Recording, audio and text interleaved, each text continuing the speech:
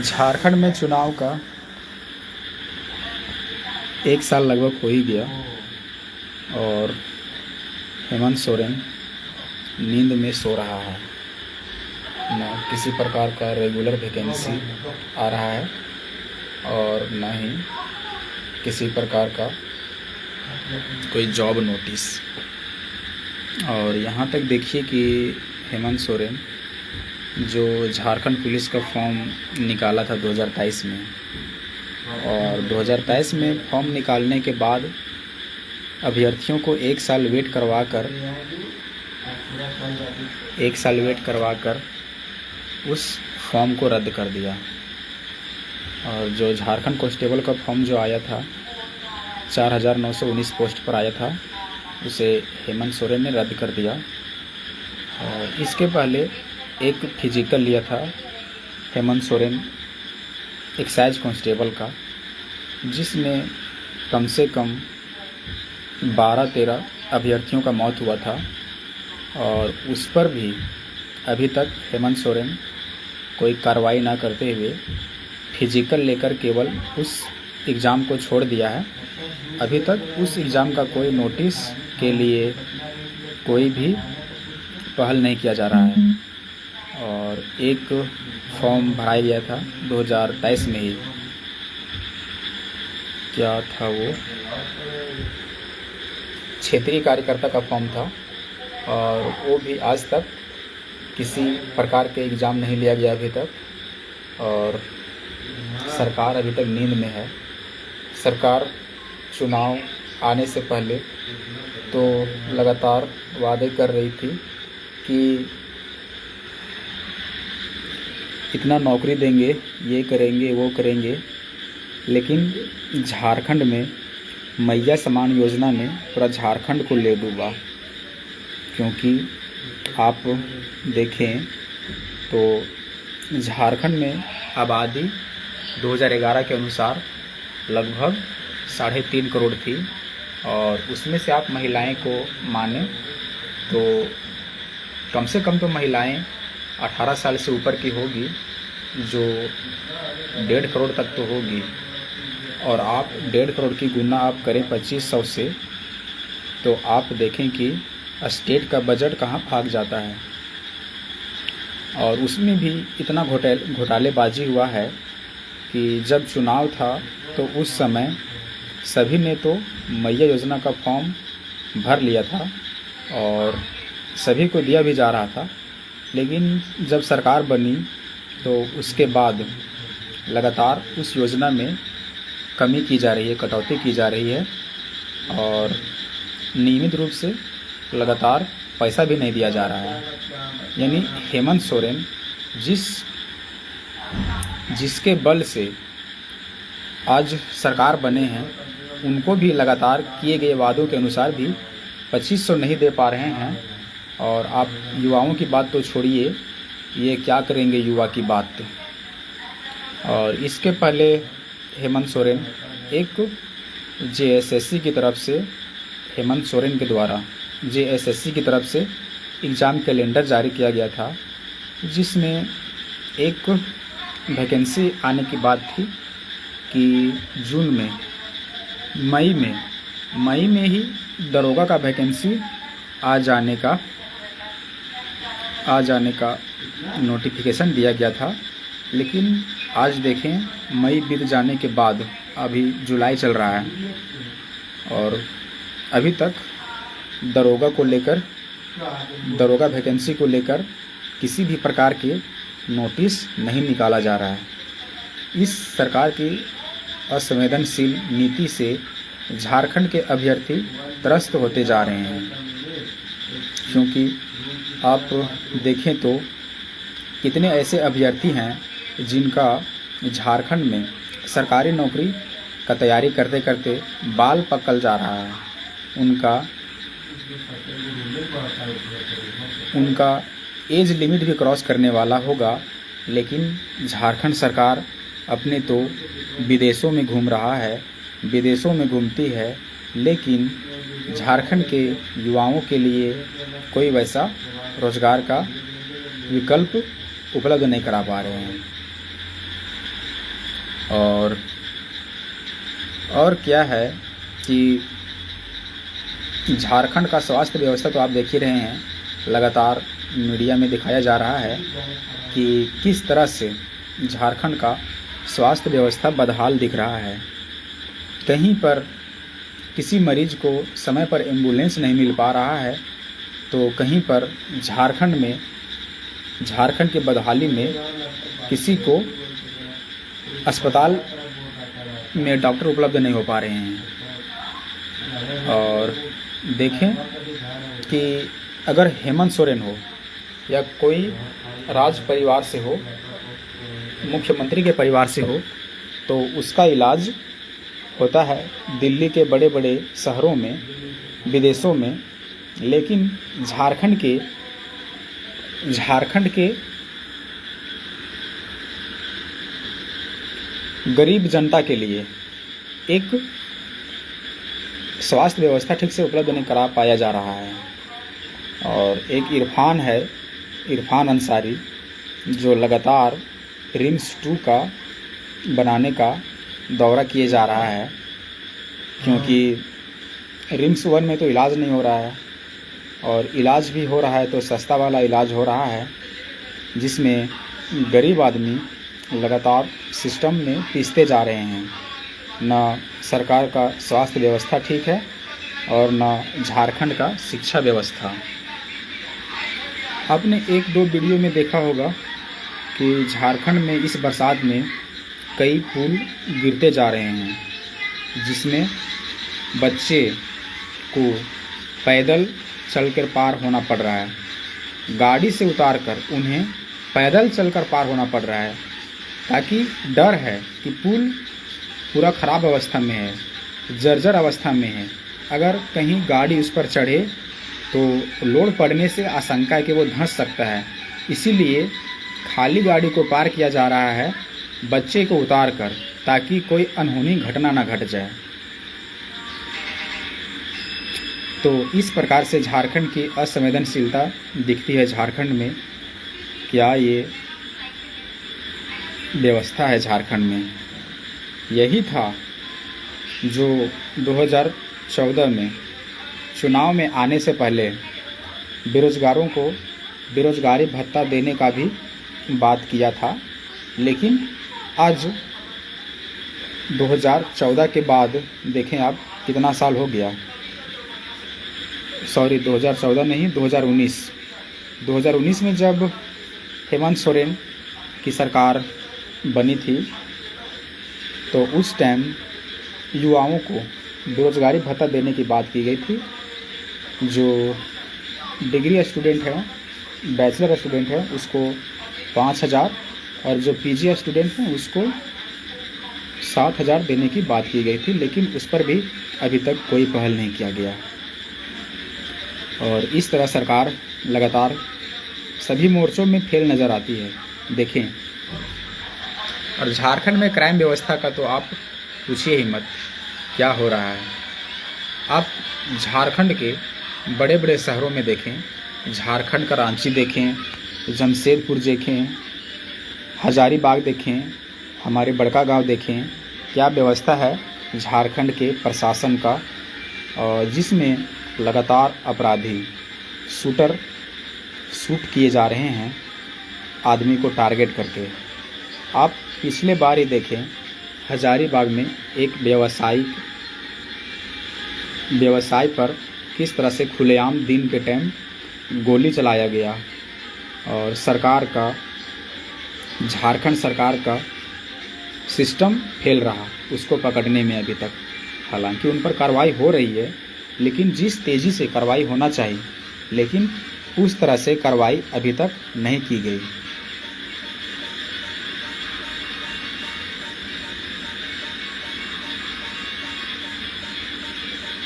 हाँ, और क्या ही बताएं, झारखंड का व्यवस्था क्या है। सो झारखंड में कहीं आप देखें तो अभी तक लाइट कहीं नहीं पहुंचा है, और कहीं देखें तो अच्छी सड़क नहीं है, क्योंकि सरकार तो अपने मनमर्जी है। कहीं देखें तो झारखंड में विस्थापन की मुद्दा किस तरह से है, कई जगह से लोगों का विस्थापन हो रहा है, लेकिन झारखंड सरकार का एक ठोस नियम नीति न होने के कारण आज झारखंड के लोग अपने ही घर में, अपने ही राज्य में, अपने ही ब्लॉक में बेघर होने को मजबूर है। यहाँ झारखंड में आकर बड़े बड़े कंपनी मनमानी कर रहे हैं, गरीबों की ज़मीन छीन रहे हैं, हक छीन रहे हैं।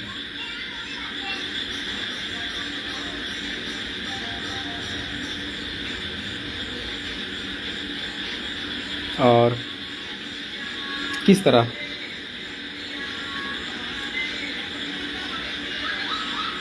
देखिए, रवि तेजा बाल दाढ़ी कमा लेते ना सर जी। सावन चल रहा है, कमा लेंगे रवि जी, चौकीदार जी।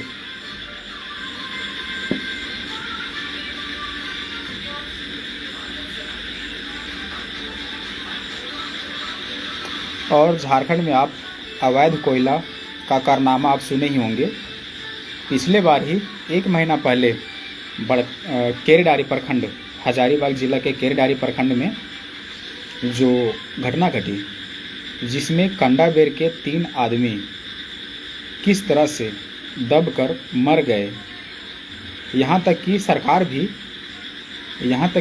भी उस लाश को खोजने में असफल रही। लेकिन ग्रामीणों ने अपने ही दम पर, जोर पर, अरे एक दोस्त है गाना बजा रहा है यहीं बगल के रूम में, बगल में ही है, बेड पर सोया हुआ है, वही गाना बजा रहा है मोबाइल से। हाँ, तो अभी बात कर रहे थे कि हजारीबाग जिला के केरेडारी प्रखंड में जो अवैध कोयला का कारनामा आप सुने होंगे, जो कंडाबेर के 3 व्यक्ति का जान चला गया और सरकार के प्रशासन कुछ नहीं कर पाए। हालांकि सरकार के प्रशासन में तो इतना निगरानी है कि कहीं भी अवैध किसी भी काम को नहीं होने देती है, लेकिन सरकार के नज़र में यह चल रहा था अवैध कोयला माइनिंग, और सरकार उस पर कोई एक्शन नहीं लिया। केरेडारी प्रशासन बोले, चाहे फिर हजारीबाग प्रशासन बोले, इस प्रशासन के लापरवाही में कंडाबेर के 3 लोगों की जान चली गई। आपने पिछला बार घटना सुनी ही होगी।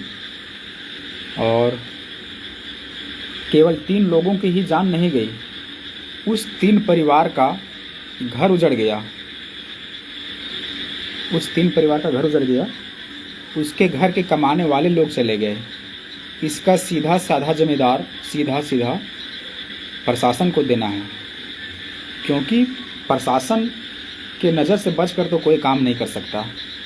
चाहे किसी भी प्रकार का अवैध कोयला हो, अवैध कारनामा हो, चाहे बड़का गांव में बालू का मामला हो या फिर कोयले खदान का मामला हो। और एक और घटना घटी थी रामगढ़ क्षेत्र में, जहां अवैध कोयला ही माइनिंग की जा रही थी, अवैध कोयला निकाला जा रहा था, जिसमें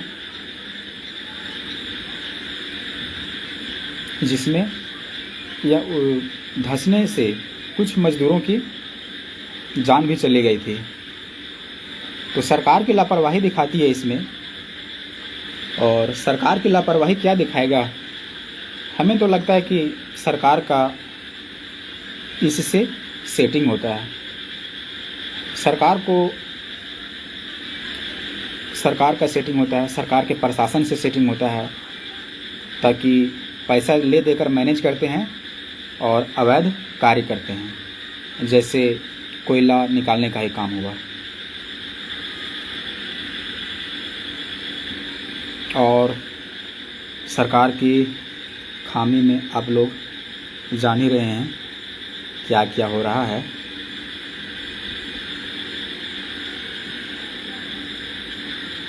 शिक्षा व्यवस्था पर बात करते हैं। शिक्षा व्यवस्था पर क्या है विषय। झारखंड में लगातार बड़े बड़े स्कूल, प्राइवेट स्कूल मनमानी फी बढ़ाते जा रहे हैं।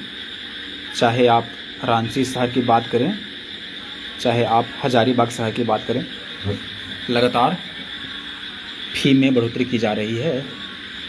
और जिस तरह से झारखंड में प्राइवेट स्कूल के फ़ी महंगे किए जा रहे हैं, एक दिन ऐसा आएगा कि झारखंड का गरीब जनता पढ़ाई नहीं कर पाएगा, तो वो शिक्षा के अधिकार से वंचित रह जाएगा। क्योंकि जिसके पास पैसा होगा वही पढ़ पाएगा।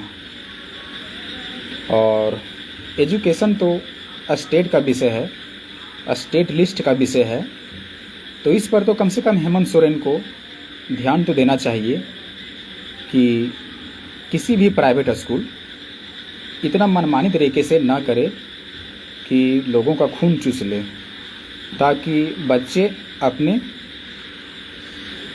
पढ़ा ना पाए बड़े बड़े स्कूलों में।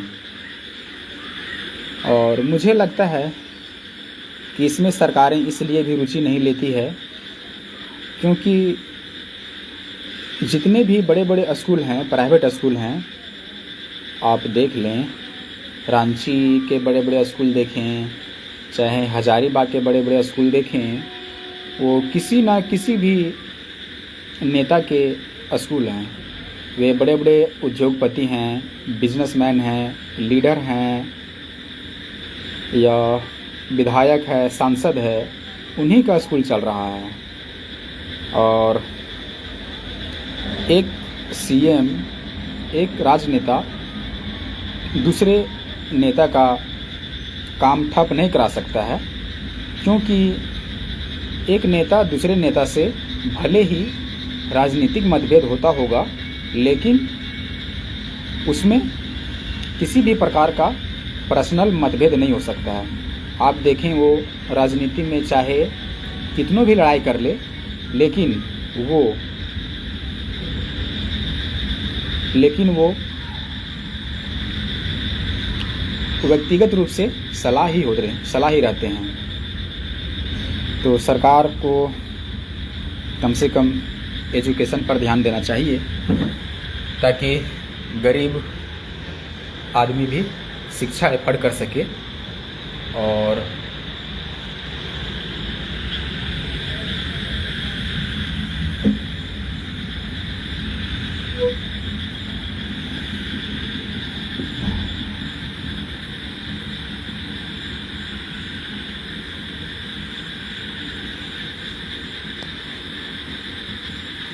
ठीक है, तो यही सब बातें हैं झारखंड सरकार का, जो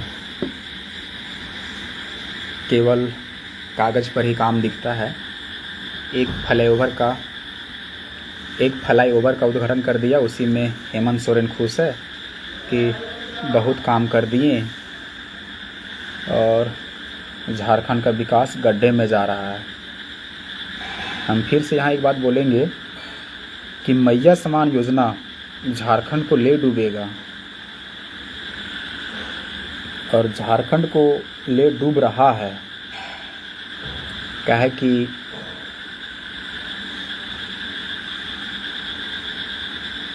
अगर 2500 प्रत्येक मंथ प्रत्येक लेडी को दिया जाने लगे, तो कहीं ना कहीं सरकार फिर आपसे वसूलेगी, चाहे वह टैक्स के रूप में हो, चाहे SGST को बढ़ाकर हो, सरकार आपसे कहीं ना कहीं आपसे ही वसूलेगी। तो आप ये भ्रम में मत रहिए कि सरकार हमें 2500 दे रही है, तो सरकार अपने पापा के घर से दे रही है, वो आप ही से ले रहा है, आप ही से वसूलेगा और आप ही को देगा, ताकि आपको लगे कि सरकार दे रही है पैसा। ठीक है, आज इतने ही। बाय। Good night.